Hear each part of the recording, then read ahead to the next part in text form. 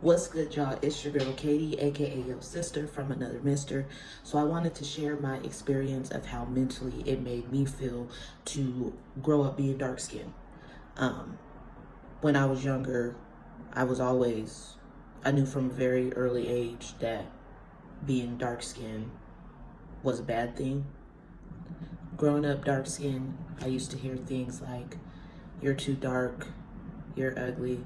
I remember in middle school that they had made a list of all the pretty girls in our class, and the girls with the lighter skin were at the top. Dark skin were at the bottom. And it made me know from a very early age that being dark skinned wasn't where it was at. For many years, I just didn't date anybody in my race because they just weren't interested in me. I was interested in them. Dark skin, light skin, I didn't care. They just weren't interested in me, and it was always made clear because I was dark skinned. My husband was actually the first serious relationship that I had with someone who was black.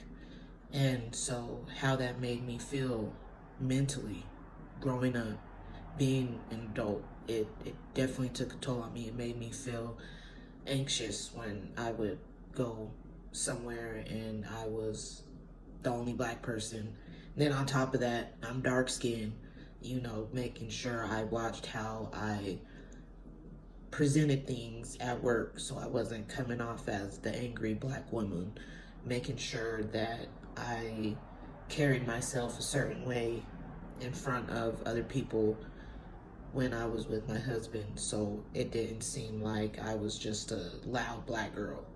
And I feel like as a society, that's not something that we realize is an issue, and definitely contributes to mental issues that can cause black women, dark-skinned black women, to feel not good enough, to have low self-esteem, to be self-conscious, to feel like they have to try harder or work harder or be whatever it is that helps them cope with the fact that we live in a society where we are made to feel like being dark-skinned is a bad thing.